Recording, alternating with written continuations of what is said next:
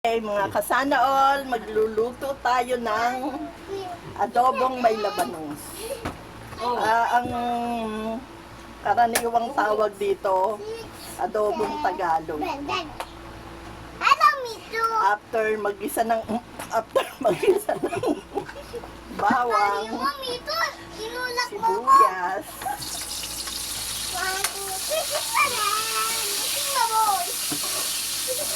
Ay, nalaglag. Pag tinamanag, tinira. ito kamatis ko, pinadaan ko yan sa food processor para medyo durug na durug siya. Para pag yung katas niya, hindi ko na kailangan durug-durugin. Uy! Puchito! Lati lang, kalate. Huwag mo kalate. Ano na? Ayun na yung slipper. Yung mga misis na medyo nagtitipid sa trabaho natin sa kusina, maganda na bumili tayo ng ganitong food processor. Ito, nabili ko to, medyo mahal pa noon, 500 plus. Pero ngayon parang nasa 200 plus na siya. Nagpapadali ng trabaho. Pag sa Shanghai ka, naku, 2 minuto. Press mo lang ng 2 minuto. Durog ang carrots, durog ang sibuyas, bawang. Yan yung karne. Hindi ako bumibili ng giniling sa palengke kasi iniisip ko, baka yung giniling hindi nalilinis yung loob. Kaya bibili ko kung kalahating kilo, dito ko siya gigilingin. Tapos pagka gumagawa din ako ng rellenong bangos, yung carrots, yung patatas, yung iba-iba yung ingredients, dito ko rin siya ginigiling.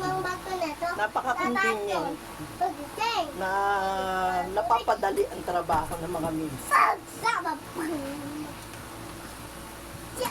Oh my God! Tapos isa pa ring tipid tips,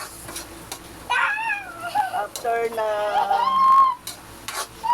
yung mga palambutin, mas matipid din bumili ng sabagay, marami nang meron ganito, pressure Ako cooker. naman dyan, dito ako sa baba. Pero ako, Dito ako sa baba. kahit na ang lulutuin ko lang yung Ikaw sa adobo, taas, ako sa baba. padadaanin ko dito kasi yung kukonsumin niya sa gas na 45 minutes, dito 15 minutes ayos na.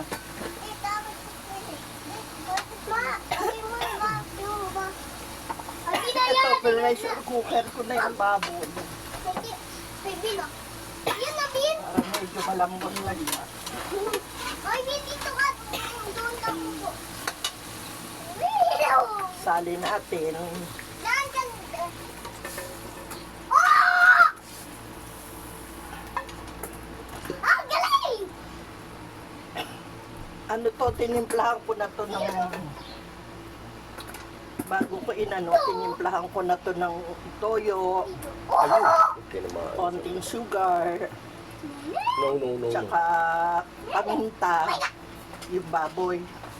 Baboy. Marinate ko na sandali, tapos saka ko pressure cooker.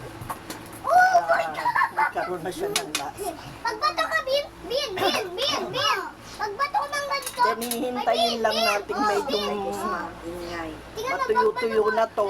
Saka natin ilalagay yung Tapos lumagay doon. Oh! Galing! labanos. Oh my God! Tapos, bumili din ako ng baby potato kasi gusto ko maraming fiber ako makakain sa labanos. Ito, isa pang tips para sa inyo.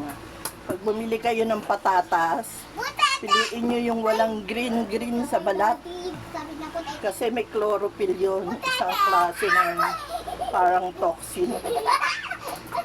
Kaya pag merong ganon at nabili nyo na, tapyasin nyo. Ito medyo inuka-uka ko lang para tanggal yung mga parang tutubuan ng ano.